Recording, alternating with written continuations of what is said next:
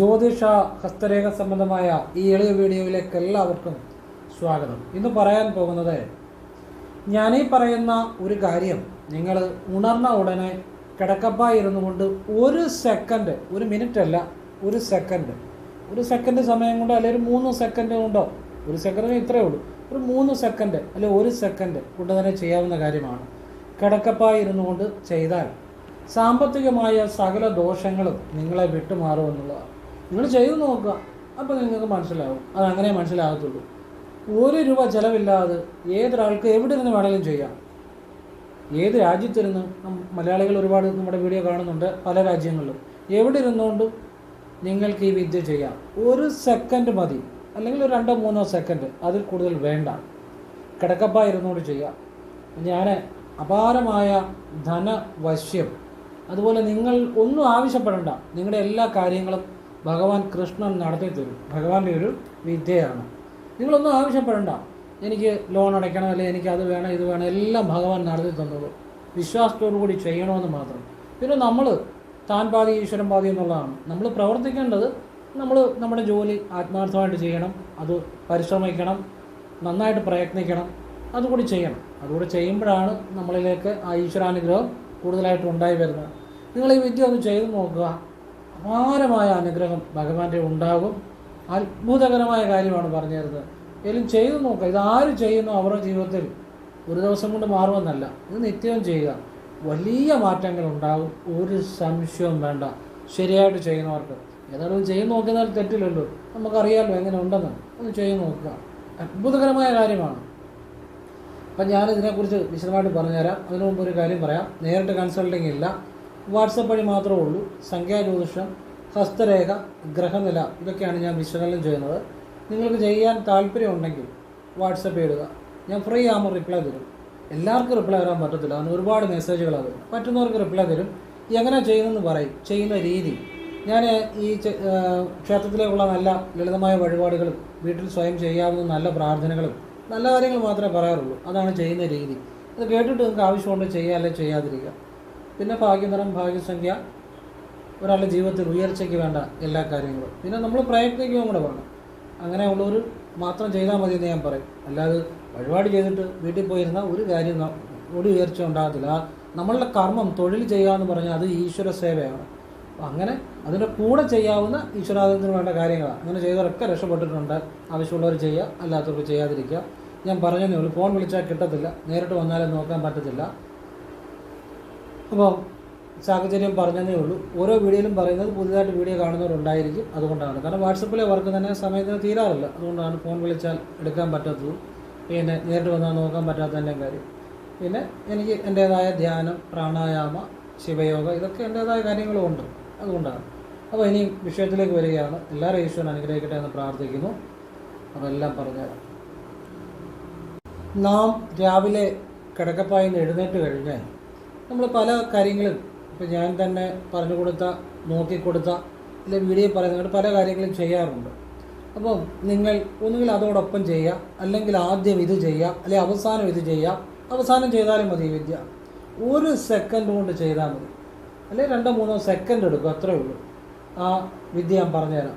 നമ്മൾ ഈ സാധാരണ എടുക്കുന്ന മുറിശ്വാസം ഉണ്ടല്ലോ, ചെറുശ്വാസം, ഈ ചെറുശ്വാസത്തെ മനസ്സുകൊണ്ട് ശ്രദ്ധിച്ച്, ശ്വാസത്തെ ഒന്നും ചെയ്യേണ്ട, അത് എടുക്കുകയും വിടുകയും അതുപോലെ ചെയ്യാം. മനസ്സുകൊണ്ട് ആ ശ്വാസത്തെ മനസ്സുകൊണ്ട് ശ്രദ്ധിച്ച് ഈ പറയുന്നൊരു മന്ത്രം ജപിക്കണം.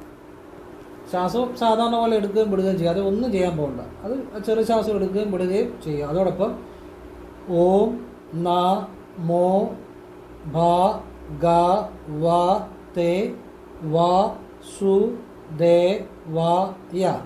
അപ്പോൾ അത് എങ്ങനെ വേണമെങ്കിലും, ചിലപ്പം ഓം എന്ന് ജപിക്കുമ്പോൾ ശ്വാസം എടുക്കുമ്പോഴായിരിക്കും, ചിലപ്പോൾ ആദ്യം ഓം തുടങ്ങുമ്പോൾ ശ്വാസം വിടുമ്പോഴായിരിക്കും, അതിനൊന്നും കുഴപ്പമില്ല. അപ്പം ചെറു ശ്വാസത്തെ ഓം നമോ ഭഗവതേ വാസുദേവായ, ഇതിലെ ഓരോ അക്ഷരവും ശ്വാസത്തെ ചേർത്ത് മനസ്സുകൊണ്ട് ജപിക്കുക. 1 തവണ ചെയ്താൽ മതി. കണ്ണ് തുറന്ന് കൊണ്ട് ചെയ്യുക, മനസ്സുകൊണ്ടാണ് ജപിക്കുന്നത്. ആ ചെറു ശ്വാസത്തെ നിങ്ങൾ ശ്വാസത്തെ ഒന്നും ചെയ്യേണ്ട, ശ്വാസം സാധാരണ പോലെ എടുക്കുകയും വിടുകയും ചെയ്യാം. അതിലൊന്നും ചെയ്യാൻ പോകരുത്. അത് പ്രകൃതിയാവുള്ള ശ്വാസമാണ്, അത് ഈശ്വരൻ തന്നെയാണ്. നമ്മൾ ജനിക്കുമ്പോൾ തൊട്ട് നമ്മുടെ ജീവിതം മുഴുവനുള്ള ആ പ്രകൃതിയുള്ള ശ്വാസം അത് ഈശ്വരനാണ്. അതിന് തമിഴിലെ വാശി എന്ന് പറയും. വാശി ധരിച്ചിടുന്നതാണ് ശിവ. അത് ശിവരാജയോഗത്തിൽ ആ വാശിയാണ് ശിവനെ അറിയുന്നത്. അങ്ങനെയാണ് ഞാനിപ്പം പറഞ്ഞു തരുന്നത്. കൃഷ്ണൻ്റെ വിദ്യ അത് അങ്ങനെ മനസ്സിലാക്കുക. അപ്പോൾ ഈ ശ്വാസമാണ് അത് ഈശ്വരനാണ്. ഏത് ശ്വാസമാണ്? പ്രകൃതിയായുള്ള ശ്വാസം. നമ്മൾ അറിഞ്ഞുകൊണ്ടോ അറിയാതെയോ നമ്മൾ എടുക്കുന്ന ഈ മുറി ശ്വാസം അല്ല, മറ്റേ നമ്മൾ ദീർഘമായിട്ട് നമ്മൾ തന്നെ എടുക്കുന്ന അതല്ല ഞാൻ പറയുന്നത്.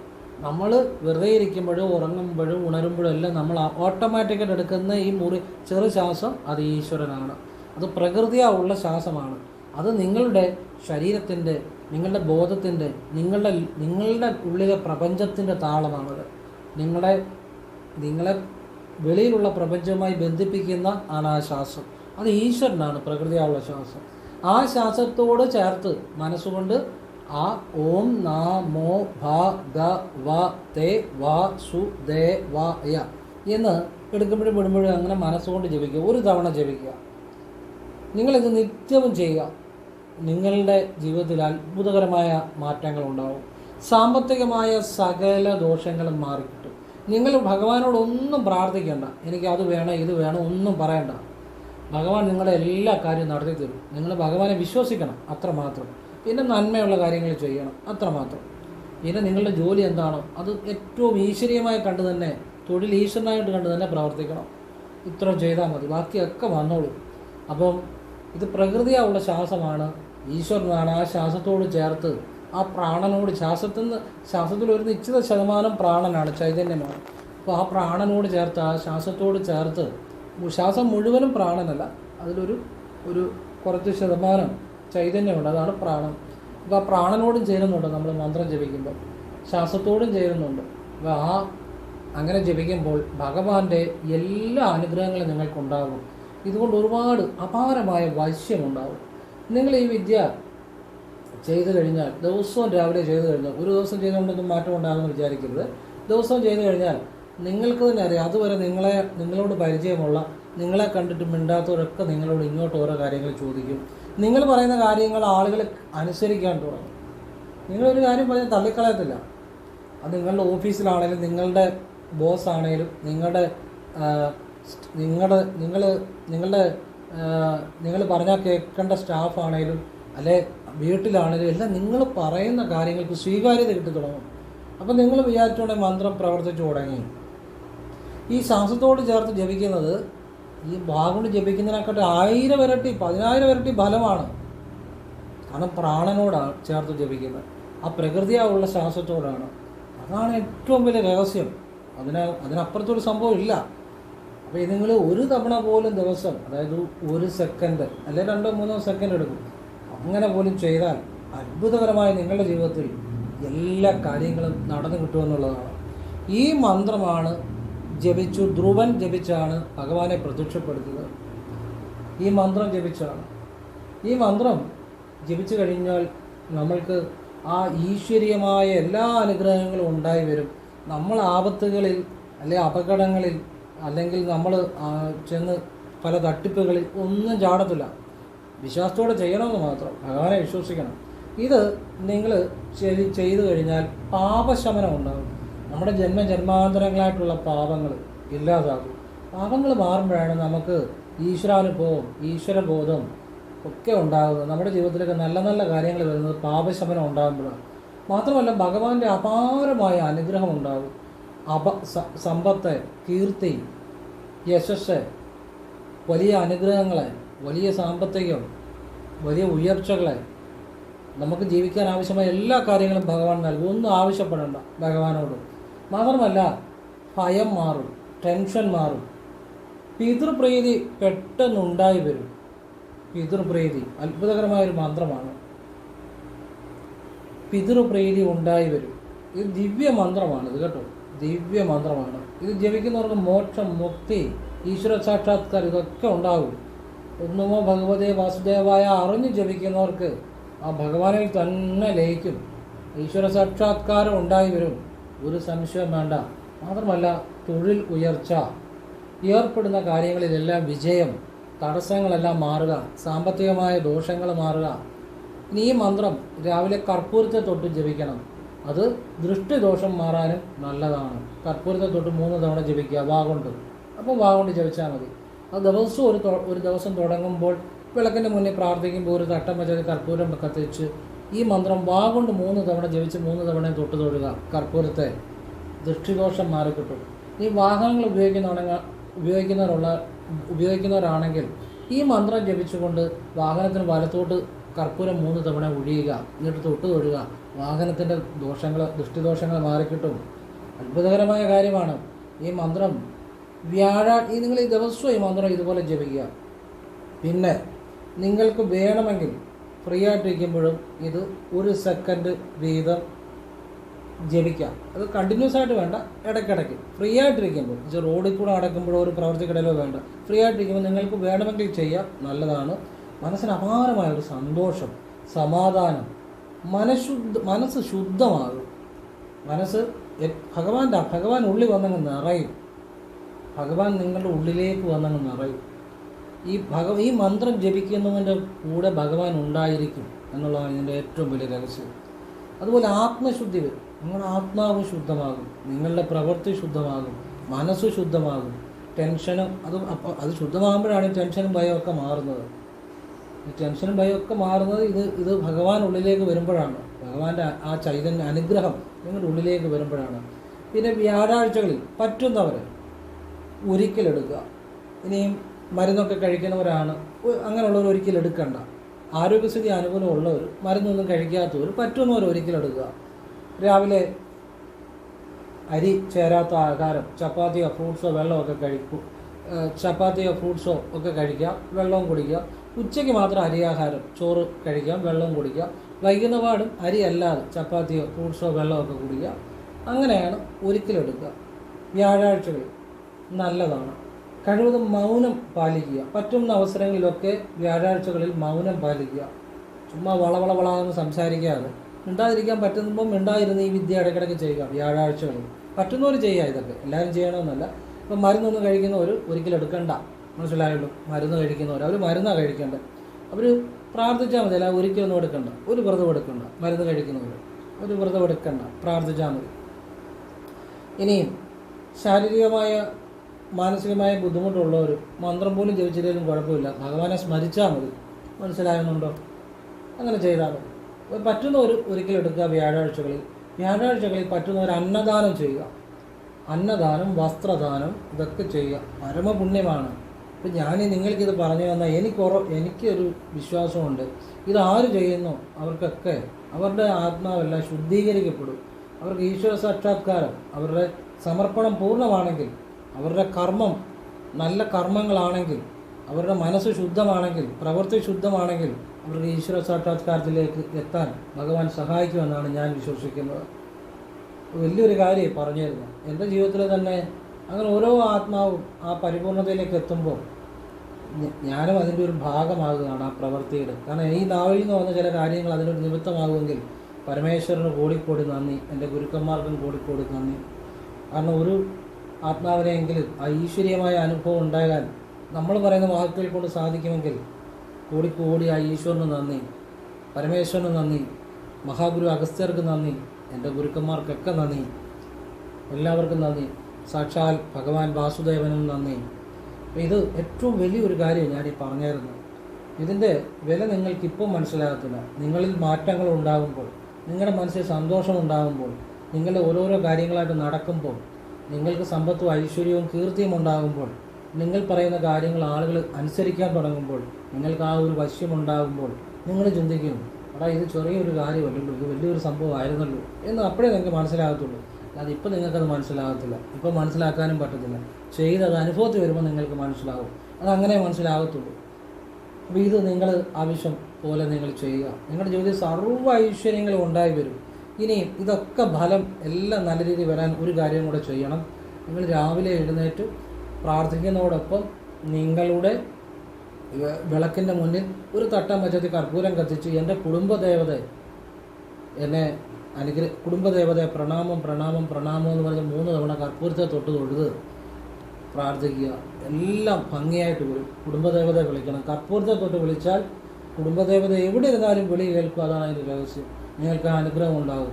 ഈ കർപ്പൂരത്തെ തൊട്ട് ചെയ്യുന്ന വിദ്യകൾക്ക്, പ്രാർത്ഥനകൾക്ക് ഒരു പ്രത്യേക ഫലമുണ്ട്. ആശ്ചര്യകരമായ ഒരു കാര്യമാണ് കേട്ടോ. അതുകൂടെ ചെയ്തു കൊടുക്കുക. ഇനിയും ഈ മന്ത്രങ്ങൾ ജപിക്കുമ്പോൾ എങ്ങനെയാണ് മാറ്റം വരുന്നത്, അതിനെക്കുറിച്ച് ഞാൻ പറഞ്ഞുതരാം. നിങ്ങൾ അതുകൂടെ അറിയുമ്പോഴാണ് നിങ്ങൾക്കിത് പ്രയോജനം ചെയ്യുന്നത്. എന്തുകൊണ്ടാണ് മന്ത്രങ്ങൾ ജപിക്കുമ്പോൾ മാറ്റം വരുന്നത്? അപ്പം ഇപ്പം പലരോടും ചോദിക്കുമ്പോൾ പറയും, അത് മന്ത്രം ജപിക്കുമ്പോൾ മാറ്റം വരും. പിന്നെ കുറേ കാര്യങ്ങൾ പറയും, കുറേ തത്വങ്ങൾ പറയും. പക്ഷെ ഞാനിതൊന്നും അല്ല പറയാൻ പോകുന്നത്. ഞാൻ നിങ്ങളുടെ ഹൃദയത്തിൽ തട്ടുന്ന കാര്യങ്ങളാണ്, നിങ്ങളുടെ ജീവിതത്തിൽ മാറ്റം ഉണ്ടാകുന്ന കാര്യങ്ങളാണ് ഞാൻ പറയാൻ പോകുന്നത്. അത്ഭുതകരമായ നിങ്ങളുടെ ജീവിതം മാറ്റുന്ന അറിവുകളാണ് പറയാൻ പോകുന്നത്. നിങ്ങൾക്കത് ഉറപ്പായിട്ട് പ്രയോജനം ചെയ്യും. അതായത് മന്ത്രങ്ങൾ ജപിക്കുമ്പോൾ എങ്ങനെയാണ് മാറ്റം വരുന്നത്? മന്ത്രം എന്ന് വെച്ചാൽ എന്താണ്? നമ്മൾ മനസ്സിൽ, അല്ലെങ്കിൽ നമ്മൾ വാഗ കൊണ്ടായിക്കോട്ടെ മനസ്സുകൊണ്ടായിക്കോട്ടെ, എങ്ങനെയാണെങ്കിലും അത് ആവർത്തിച്ച് ഉരുവിടുന്നതാണ് മന്ത്രം. ആവർത്തിച്ച് ഉരുവിടുന്നതാണ് മന്ത്രം. നമ്മളിപ്പം ഓം നമോ ഭഗവതേ വാസുദേവായ എന്ന മന്ത്രമാണെങ്കിലും ആവർത്തിച്ച് ഉരുവിടുമ്പോൾ നമ്മളുടെ ചിന്ത പലതവണ ഇത് ചെയ്തു കഴിയുമ്പോൾ, ഇത് കൂടുതൽ കൂടുതൽ ആവർത്തിച്ച് ചെയ്തു കഴിയുമ്പോൾ നമ്മുടെ ചിന്ത മറ്റു കാര്യങ്ങളിൽ പോകാതെ ഈ ഒരു മന്ത്രത്തിലേക്ക് വരും. പതുക്കെ വരത്തുള്ളൂ. മറ്റു കാര്യങ്ങളുടെ പുറകെ മറ്റു ഓരോരോ ചിന്തകളെ മറ്റ് പല കാര്യങ്ങളിലേക്ക് മനസ്സ് പോകുന്നതിന് പകരം പതുക്കെ പതുക്കെ ഈ ഒരു മന്ത്രത്തിലേക്ക് നിങ്ങളുടെ മനസ്സ് വരും. അങ്ങനെ ആ മന്ത്രത്തിലേക്ക് മനസ്സ് വന്നു കഴിയുമ്പോൾ മനസ്സ് ഏകാഗ്രമാകും. ഏകാഗ്രമായി കഴിയുമ്പോൾ മറ്റു പല ചിന്തകളും ഇല്ലാതാകും. ആ ചിന്തകൾ ഇല്ലാതാകുന്നതോടൊപ്പം നിങ്ങളുടെ വിഷമവും സങ്കടവും സന്തോഷവും അങ്ങനെയുള്ള വികാരങ്ങളും ഇല്ലാതായി നിങ്ങൾ ശുദ്ധ ബോധത്തിലേക്ക് വരും. ആ ബോധം ഉള്ളിൽ നിറയുമ്പോൾ, അത് പലതവണ ആവർത്തിക്കുമ്പോൾ നിങ്ങളുടെ അനലറ്റിക് മൈൻഡിൽ നിന്ന്, നമ്മളെല്ലാം അനലറ്റിക് മൈൻഡുണ്ട്, സബ് കോൺഷ്യസ് മൈൻഡും ഉണ്ട്. അനലറ്റിക് മൈൻഡ് എന്ത് കിട്ടിയാലും അതിന് സംശയമാണ്. അത് പലതവണ ആവർത്തിച്ച് കഴിയുമ്പോൾ, ഈ ഒരു മന്ത്രത്തിനെ ആവർത്തിച്ച് കഴിയുമ്പോൾ അനലറ്റിക് മൈൻഡിൽ നിന്ന് ഇത് സബ് കോൺഷ്യസ് മൈൻഡിലേക്ക് പോകും. ഈ മന്ത്രചിന്ത, മന്ത്രബോധം, ആ മന്ത്രം. സബ് കോൺഷ്യസ് മൈൻഡ് എന്ന് പറഞ്ഞാൽ മനസ്സിൻ്റെ മനസ്സാണ്, അത് ഈശ്വരനാണ്. അങ്ങോട്ട് നിങ്ങളുടെ ആ മന്ത്രബോധം ചെന്ന് കഴിയുമ്പോൾ പിന്നെ നിങ്ങളുടെ ജീവിതത്തിൽ എല്ലാം നിങ്ങൾ ആഗ്രഹിക്കുന്ന കാര്യങ്ങൾ നടക്കാൻ തുടങ്ങും. നിങ്ങൾക്ക് സന്തോഷം, സമാധാനം, ഈശ്വരീയമായ അനുഭവങ്ങൾ ഉണ്ടാകും. അപ്പോൾ ഇത് മന്ത്രങ്ങൾ ആ ഒരൊറ്റ ചിന്തയിലേക്ക്, ഒന്നുമോ ഭഗവത് ഏത് മന്ത്രമാണേലും കേട്ടോ, ഒരു മന്ത്രത്തിൻ്റെ കാര്യമല്ല ഈ പറയുന്നത്, ഏത് നല്ല രീതിയിലുള്ള മന്ത്രങ്ങളാണേലും ആ മന്ത്രത്തിൻ്റെ ആ ചിന്തയിലേക്ക്, ആ മന്ത്രബോധത്തിലേക്ക്, ആ മന്ത്രദേവതയിലേക്ക് നമ്മളുടെ മനസ്സ് ഏകാഗ്രമായി വരുന്നു. അവിടെയാണ് നമ്മളിൽ മാറ്റം ഉണ്ടാകുന്നത്. അതിനത് നിരന്തരം ആവർത്തിക്കണം, പല ദിവസങ്ങൾ ചെയ്യണം. അങ്ങനെ ആവർത്തിക്കുമ്പോഴാണ് അത് സംഭവിക്കുന്നത്. ഒരു തവണ ചെയ്തുകൊണ്ടോ ഒരു ദിവസം ചെയ്തുകൊണ്ടോ ഒന്നും മാറ്റം സംഭവിക്കുന്നില്ല. ഇങ്ങനെ മനസ്സിലാക്കി നിങ്ങളൊരു മന്ത്രം, ഏത് മന്ത്രം ജപിച്ചാലും ആ മന്ത്രം കൊണ്ട് നിങ്ങൾക്ക് ജീവിതത്തിൽ മാറ്റം വരാൻ പറ്റും. ഇത് മനസ്സിലാക്കാതെ നിങ്ങളത് ശരിയായിട്ട് ചെയ്തില്ലെങ്കിൽ ഒരു ഫലം ഉണ്ടാകാൻ പോകുന്നില്ല. വെറുതെ മന്ത്രം ജപിക്കുക എന്നുള്ളൂ. അപ്പോൾ നിങ്ങളിത് മനസ്സിലാക്കുമ്പോൾ നിങ്ങൾക്ക് പ്രയോജനം കിട്ടും. അതിനുവേണ്ടി ഞാൻ പറയുന്നത്, അപ്പോൾ മന്ത്രങ്ങൾ ആവർത്തിച്ച് പലതവണ ഒരു വിശ്വാസത്തോടു കൂടി ചെയ്യുമ്പോൾ, വിശ്വാസം വേണം ഏതിനും. വിശ്വാസം ഉണ്ടെങ്കിലേ നമുക്ക് അതുകൊണ്ടൊരു ഫലപ്രാപ്തി ഉണ്ടാകത്തുള്ളൂ. ഏതിനും അതിന് കൊടുക്കേണ്ട ഒരു വിശ്വാസമുണ്ട്. നമ്മളൊരു കുടുംബജീവിതം നയിക്കുന്നെങ്കിൽ നമ്മൾ ആ ഭാര്യയെ അല്ലെ ഭർത്താവിനെ അല്ലെ ഭർത്താവ് ഭാര്യയെ അവിടെ വിശ്വസിക്കേണ്ട ഒരു ഭാഗമുണ്ട്. അത് വിശ്വസിക്കണം. അല്ലെ മക്കളെ വളർത്തുന്നു, മക്കളെ ഇപ്പം എപ്പോഴും കൂടെ അടക്കാൻ പറ്റത്തില്ല. അവരെ നമ്മൾ വിശ്വസിക്കേണ്ട, അവരോട് നമുക്കുള്ള വിശ്വാസത്തിന് ഒരു വിശ്വാസമുണ്ട്, ഒരു മനസ്സിൽ കൊടുക്കേണ്ട ഒരു വിശ്വാസമുണ്ട്. ആ വിശ്വാസം കൊടുത്തേ പറ്റൂ, അല്ലെങ്കിൽ നമുക്ക് എപ്പോഴും സമാധാനമില്ലായിരിക്കും. നമ്മളൊരു തൊഴിൽ ചെയ്യുന്നു, ആ തൊഴിൽ എനിക്ക് നന്നായിട്ട് ചെയ്യാൻ പറ്റും എന്ന് അവിടെ കൊടുക്കേണ്ട ഒരു വിശ്വാസമുണ്ട്. അപ്പോഴേ അത് ഭംഗിയായി ചെയ്യാൻ പറ്റത്തുള്ളൂ. അപ്പോൾ ആ വിശ്വാസം അവിടെ കൊടുക്കുമ്പോഴേ അത് ഭംഗിയായിട്ട് ചെയ്യാൻ പറ്റത്തുള്ളൂ. അപ്പോൾ ആ വിശ്വാസം ആദ്യ ഘട്ടത്തിൽ തന്നെ നമ്മൾ ഏതിനും വിശ്വാസം കൊടുക്കണം, എങ്കിലേ അത് വിജയിക്കാൻ പറ്റത്തുള്ളൂ. വിശ്വാസം ഇല്ലാത്തവൻ അലിഞ്ഞു തിരിഞ്ഞ് ഇങ്ങനെ നടക്കും, ഒന്നും ചെയ്താൽ ഫലം ഉണ്ടാകത്തില്ല. അപ്പം വിശ്വാസത്തോടു കൂടി ആവർത്തിച്ചാൽ ഒരു വരി തന്നെ, ആ മന്ത്രം തന്നെ നമ്മൾ പലതവണ ആവർത്തിക്കുമ്പോൾ, ഏത് മന്ത്രം ആയിക്കോട്ടെ, അത് നമ്മുടെ ഉള്ളിലേക്ക് ആ മന്ത്ര ചിന്ത.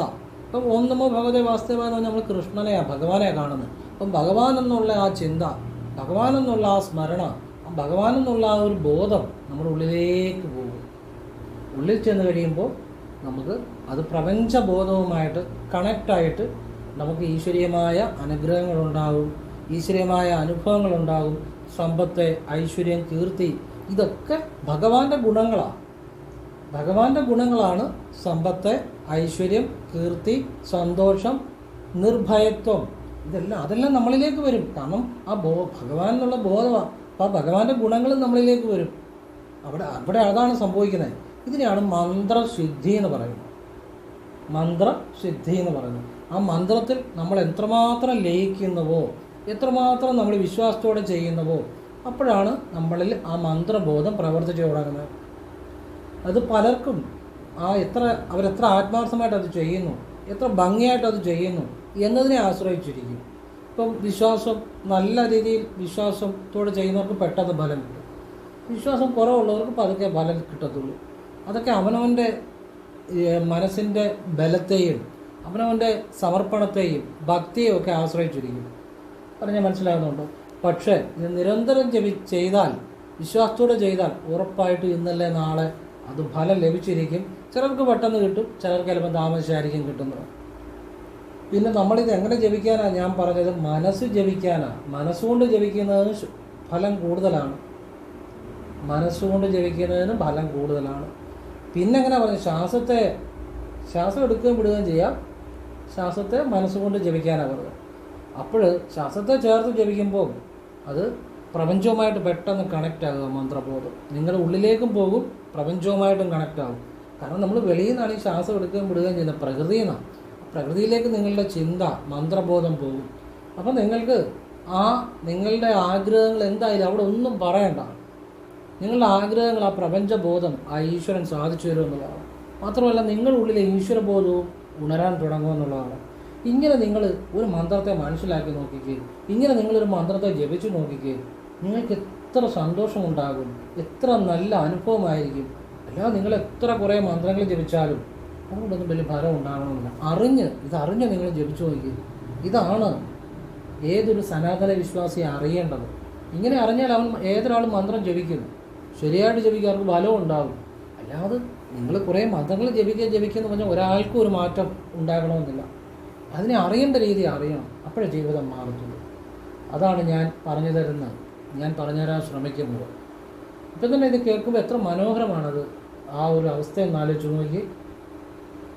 എന്നിട്ട് നിങ്ങൾ മന്ത്രം ജപിച്ചു നോക്കി. ഇത്രയും മനസ്സിലാക്കിയിട്ട് നിങ്ങൾ ഏറ്റവും സന്തോഷവാനായിരിക്കും. നിങ്ങൾ എൻ്റെ വീഡിയോ കാണുന്നത് ശരിയായിട്ട് ചെയ്യുന്നവരൊക്കെ ഏറ്റവും സന്തോഷവാന്മാരാണ്. അവർ ഏറ്റവും സന്തോഷവാന്മാരാണ്. കാരണം ഞാൻ പറയുന്ന ഓരോ കാര്യങ്ങളും അതുപോലെ മനസ്സിലാക്കി ചെയ്യുന്ന അവരുടെ ഉള്ളിലെ ആ ഈശ്വരബോധം ഉണർന്നുകൊണ്ടേയിരിക്കും. അല്ലാതെ കുറേ അതും ഇതുമൊക്കെ ചെയ്ത് അവിടെ ഇവിടെയൊക്കെ പോയി അങ്ങനെയൊക്കെ ചെയ്ത് ഇങ്ങനെയൊക്കെ ചെയ്ത് വെറുതെ കാലം കളയാനുള്ളൂ. നമ്മുടെ ഉള്ളിൽ നിന്നാണ് മാറ്റം ഉണ്ടാകേണ്ടത്. നമ്മുടെ ഉള്ളിൽ നിന്ന് മാറ്റം ഉണ്ടാകുമ്പോഴേ ആ മാറ്റം വെളിയിലും വരത്തുള്ളൂ. നമ്മുടെ ഏതൊരു ചിന്തയാണെങ്കിലും മനസ്സിൽ ആദ്യം ഉണ്ടാകുന്നത്, എന്നിട്ടാണ് നമുക്കത് അനുഭവത്തിൽ വരുന്നത്. അപ്പോൾ നമ്മുടെ ഉള്ളിൽ നിന്നാണ് മാറ്റം ഉണ്ടാകേണ്ടത്. ഉള്ളിൽ നിന്നാണ് മാറ്റം ഉണ്ടാകുമ്പോഴാണ് നമ്മൾക്ക് വെളിയിലത്, ആ പ്രപഞ്ചത്തിൽ അത് നമുക്ക് വെളിയിൽ അത് ലഭിക്കുമെന്നുള്ളതാണ്. ഉള്ളിൽ നമ്മൾ അസ്വസ്ഥനാണെങ്കിൽ വെളിയിൽ എന്ത് കിട്ടിയാലും അത് അനുഭവസുഖം ഉണ്ടാകത്തില്ല, അനുഭവദോഷമായിരിക്കും. നമ്മൾ മനസ്സുകൊണ്ട് അസ്വസ്ഥനാണ്, നമുക്കൊരു കാര്യം അത് അനുഭവിക്കാൻ പറ്റുന്നില്ലേ, വെളിയിൽ എന്ത് കിട്ടിയിട്ട് ഒരു കാര്യമില്ല. ഉള്ളിൽ നിന്നാണ് മാറ്റം തുടങ്ങേണ്ടത്. അതാണ് ഈശ്വരീയത, അതാണ് സനാതന ധർമ്മം ലോകത്തെ പഠിപ്പിക്കുന്നത്. നിൻ്റെ ഉള്ളിലാണ് എല്ലാം. തത്വമസി, അഹം ബ്രഹ്മാസ്മി, ഇതൊക്കെ സനാതന ധർമ്മം ലോകത്തെ പഠിപ്പിക്കുന്ന. നിൻ്റെ ഉള്ളിലാണ് ഈശ്വരൻ. ഇത് കരുതി അമ്പലത്തിലും ക്ഷേത്രങ്ങളിലും ഒക്കെ പോയി പ്രാർത്ഥിക്കാം, അതും ഈശ്വരാനുഗ്രഹം ഉണ്ടാകും. അതോടൊപ്പം നീ നിൻ്റെ ഉള്ളിൽ കൂടി അതിനെ ദർശിക്കാൻ ശ്രമിക്കണം. അപ്പോഴാണ് പൂർണ്ണമായ മാറ്റം ഉണ്ടാകുന്നത്. നിൻ്റെ വെളിയിലുള്ള പ്രപഞ്ചം, നിൻ്റെ ഉള്ളിലുള്ള പ്രപഞ്ചവും, ഇത് രണ്ടും നീ അറിയുമ്പോഴാണ് നീ ഈശ്വരനെ അറിയുന്നത്. മനസ്സിലായി? അപ്പോൾ വെളിയിലുള്ള പ്രപഞ്ചം അറിയാൻ നമ്മൾ ക്ഷേത്രങ്ങളിൽ പോവുക, അതൊക്കെ നല്ലത് തന്നെ.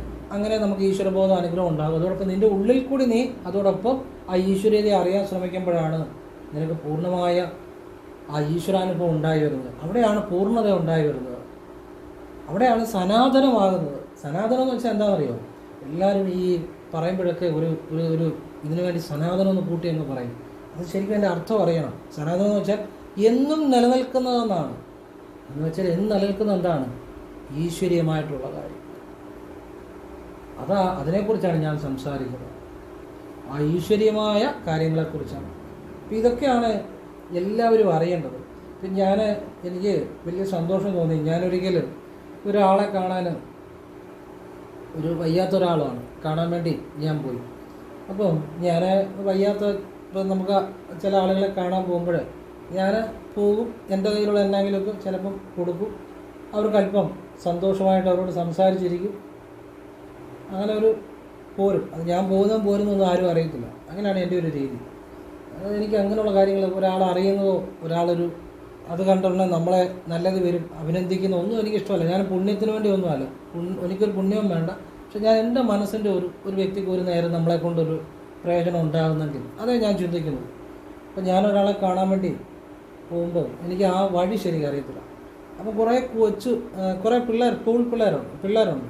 അവരോട് ഞാൻ വഴി ചോദിച്ചപ്പോൾ അവർ പറഞ്ഞു, ചേട്ടൻ്റെ വീഡിയോ ഞങ്ങൾ കാണുന്നുണ്ടല്ലോ.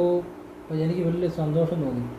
ഞാൻ പറഞ്ഞ സന്തോഷം, കാരണം ഈ കുട്ടികൾ വരെ നമ്മൾ പറയുന്ന നല്ല കാര്യങ്ങൾ മനസ്സിലാക്കുന്നു എന്നുള്ളത് കുട്ടികൾ നാളെയുടെ ഭാവിയാണ്. നല്ലൊരു മാറ്റമാണത്. കാരണം ഭാവി തലമുറ ഇത്തരം കാര്യങ്ങൾ അറിയുന്നുണ്ടല്ലോ, അതൊരു ശുഭസൂചകമാണ്. നാളെയിലേക്കും ഈ നന്മകൾ നീളുമല്ലോ എന്നൊരു ചിന്ത. അപ്പോൾ ഞാൻ പറഞ്ഞു വളരെ സന്തോഷം. എന്നിട്ട് ആ പിള്ളേരാണ് എന്നെ കൊണ്ടുവന്ന് ആ വീട്ടിൽ കൊണ്ട് എത്തിച്ചത്. അപ്പോൾ അവർക്ക് പിള്ളേർ എൻ്റെ വീഡിയോ കാണുന്നുണ്ടെന്ന് പറഞ്ഞു. എനിക്ക് വലിയ സന്തോഷം തോന്നി.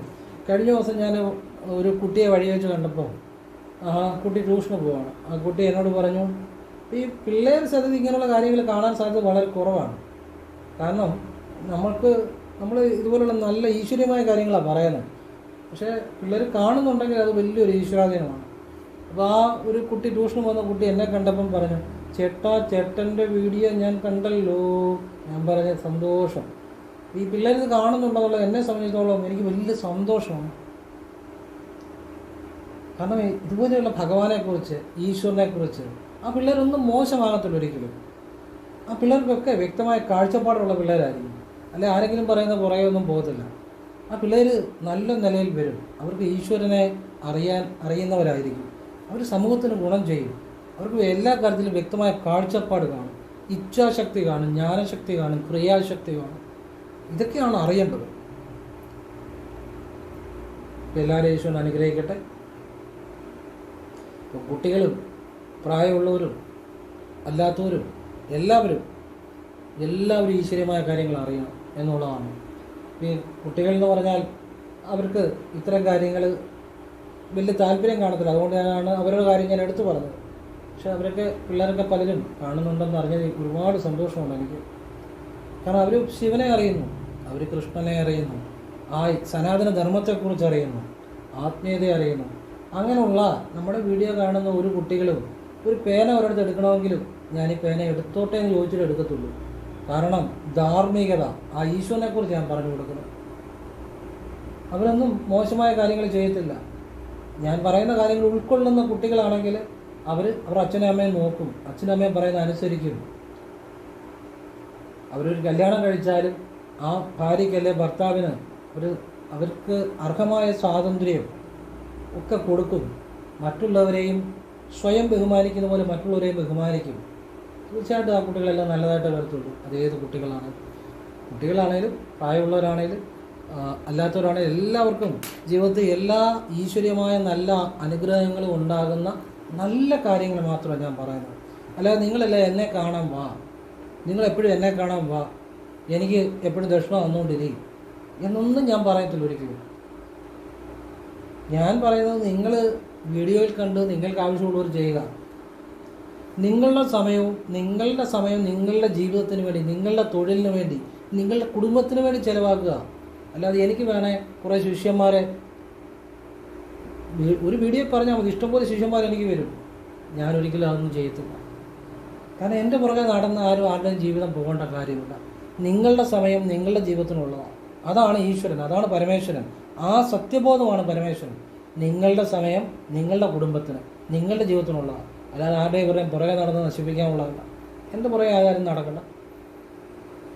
ഞാൻ പറയാനുള്ള നല്ല കാര്യങ്ങൾ പറയുന്നുണ്ട്. നിങ്ങൾ എവിടെ ഇരുന്ന് വേണമെങ്കിലും കേൾക്കാം. ഇനി നിങ്ങൾ എൻ്റെ വീഡിയോ കാണുന്നത് നിങ്ങൾ ഫ്രീ ആയിട്ടിരിക്കുമ്പോൾ കണ്ടാൽ മതി. നിങ്ങളുടെ ജോലി സമയത്ത് പോലും കാണണ്ടെന്നാണ് ഞാൻ പറയുന്നത്. കാരണം തൊഴിൽ ഈശ്വരനാണ്. ഫ്രീ ആയിട്ടിരിക്കുമ്പോൾ കാണും. അങ്ങനെയുള്ള നല്ല കാര്യങ്ങൾ ഞാൻ പറഞ്ഞു തരുന്നു. അല്ലാതെ ഞാനൊക്കെ വിചാരിച്ചാൽ ഇന്ന് നമുക്ക് എത്രയോ കാശുണ്ടാക്കാമെന്നറിയോ. ഞാൻ പറയാതെ ഞാനൊരു പരിഹാരം ഒരാൾക്ക് പറഞ്ഞു കൊടുത്തു വിചാരിച്ചു, അവർ കാശിട്ടാൽ ഞാൻ തിരിച്ചിട്ട് കൊടുക്കും. അത് എനിക്ക് വേണ്ട, അർഹിക്കാത്തൊന്നും. പിന്നെ ഹസ്തരേഖ ഗ്രഹനിലയെ വിശകലനം ചെയ്യുന്നതിന് വളരെ തുച്ഛമായ, അത് ചെയ്യുന്ന അനുസരിച്ചുള്ള വളരെ തുച്ഛമായ ഒരു ഫീസ് പറയും. അത് മാത്രം ഇടുക. അതിന് എത്രയോ ഇരട്ടി കാര്യങ്ങൾ ഞാൻ അവർക്ക് പറഞ്ഞു കൊടുക്കും. അല്ലാതെ ചെറിയ ഇപ്പോൾ ഓരോ പരിഹാരങ്ങൾ പറഞ്ഞു കൊടുക്കുന്ന ചിലതിടും, ഞാൻ പറയും ഇടയിൽ തിരിച്ചിട്ട് കൊടുക്കും. അത് ചില വീഡിയോ ആണെന്ന് അറിയാം, പലർക്കും ഞാൻ തിരിച്ചിട്ട് കൊടുത്തിട്ടുണ്ട്. അത് എനിക്ക് അല്ലാതെ എന്തെല്ലാം രീതിയിൽ കാശ് ഉണ്ടാക്കാൻ വിചാരിച്ചാണ്. പക്ഷെ നമ്മളതൊന്നും ഒരിക്കലും നമുക്ക് അർഹതപ്പെട്ട മാത്രം. അതാണ് ഈശ്വരബോധം, അതാണ് സത്യബോധം, അതാണ് ശിവൻ. ഞാൻ ഇന്നും 3.5-4 സെൻറ്റിനുള്ളിലാണ് ജീവിക്കുന്നത്. അതും എൻ്റെ മാത്രം ഭേദമല്ല.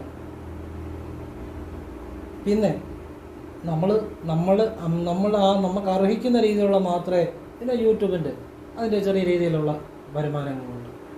പിന്നെ പല ചിലവുകളുമുണ്ട്. ഫാദറിന് അസുഖമുണ്ട്, ഫാദറിന് മരുന്നുകൾ തന്നെ നല്ലത് വേണം. പിന്നെ പല പല കാര്യങ്ങളുമുണ്ട്. എങ്കിലും പറ്റുന്ന രീതിയിൽ ഞാൻ കുറച്ച് പറ്റുന്ന രീതി നമുക്ക് കിട്ടുന്ന രീതിയിൽ മാറ്റി വെക്കുന്നു. നമുക്ക് അർഹിക്കുന്ന മതി. അല്ലാതെ നമുക്ക് വേണമെങ്കിൽ നമുക്ക് ഒന്നും വേണ്ട. കുറേ ശിഷ്യന്മാരെ തന്നെ വിളിക്കുക, ശിഷ്യന്മാർ തന്നെ എനിക്ക് വീടും കാര്യങ്ങളെല്ലാം വെച്ച് തരും. അതിൻ്റെ ആവശ്യമില്ല. 1 രൂപ പോലും എനിക്ക് അർഹിക്കാത്ത വേണ്ട. നമ്മൾ അധ്വാനിച്ച് തന്നെ നമ്മൾ ജോലി ചെയ്യുന്നതുകൊണ്ട് തന്നെ മാത്രം മതി. അതാണ് ശിവബോധം, അതാണ് സത്യബോധം. അല്ലാതെ എല്ലാവരും ഇഞ്ഞ് പോരെ ഇന്ന് എന്നെ കാണാൻ പാ, അല്ലെ അടുത്ത വെള്ളിയാഴ്ച വാ, ഉള്ളതെല്ലാം വെച്ചു, പൈസ വെച്ചു, ദക്ഷിണ വെച്ചു, അല്ലെ എനിക്കൊരു കെട്ടിടം പണിതുക. ഒന്നും ഈശ്വരബോധമല്ല. അർഹിക്കുന്ന മാത്രം.